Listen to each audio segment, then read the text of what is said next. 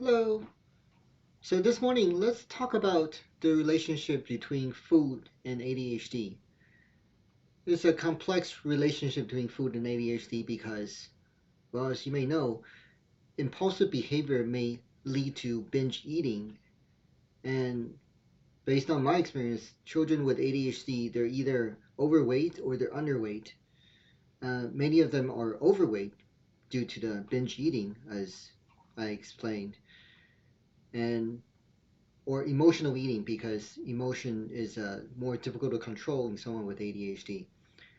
The underweight outcome is because of perhaps the treatment for ADHD. Stimulant treatments almost always lead to a reduced appetite. And the reduced appetite, of course, leads to less eating, and that can cause weight loss. And over time, if the weight loss continue without being closely monitored or addressed, that eventually can actually lead to reduction in height growth. And obviously, that's something we want to avoid. But even before getting to that, the very common myth about ADHD is that it's because of excessive sugar intake.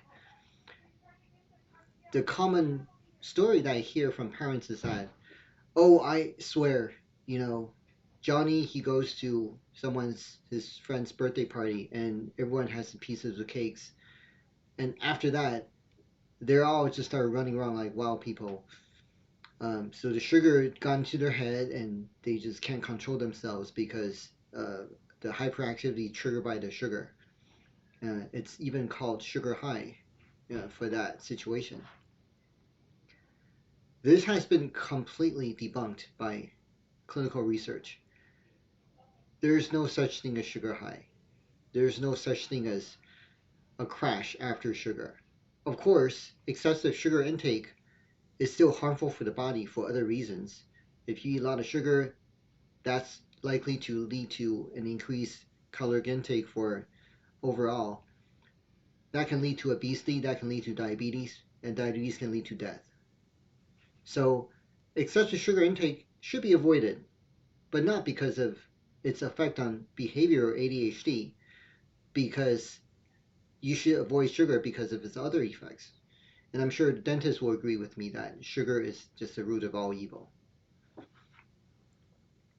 So sugar does not contribute to hyperactivity or ADHD, either in children with ADHD or without ADHD. A lot of parents they also come to me thinking that maybe I can avoid certain things in the diet and that can improve symptoms of ADHD. Unfortunately, that hasn't panned out to be the case. People have tried a gluten-free diet for more than a decade. I have countless number of families who try gluten-free approach to treating ADHD, and almost all the time they have noticed absolutely no difference when they eliminate gluten from their children's diet. Gluten sensitivity can lead to a real medical condition called celiac disease, but hyperactivity and inattention are simply not symptoms that's part of celiac disease. Celiac disease presents with abdominal distension, weight loss, bloody diarrhea, or just a general sense of lethargy. But definitely, these symptoms they share nothing in common with ADHD. I'm always open-minded when parents want to try a certain dietary approach to managing their children's ADHD. But after more than a decade of experience, I have never seen any diet that's successfully control ADHD. Another popular dietary approach for ADHD is called the Feingold Diet because Dr. Feingold, who is a pediatrician, come up with the idea that certain red dyes in food, artificial dyes, can trigger symptoms that's similar to ADHD and cause inattention, hyperactivity, and impulsivity. This has also been debunked or disproven that, avoiding certain food dyes, especially red ones, really has nothing to do with ADHD. Many of my families have tried this approach also, and the result shows that, which is supported by clinical research, avoiding food dyes doesn't really do anything to ADHD symptoms. And I have nothing against avoiding artificial dyes anyway, because I think, chemicals is probably not good for the body regardless, but it is not a treatment of ADHD. Other people ask me about, how about supplements like ginseng, ginkgo biloba? None of these have panned out to have any positive effect on ADHD. The closest thing that's come across is, I think I mentioned before, is omega-3 fatty acid, which is basically fish oil.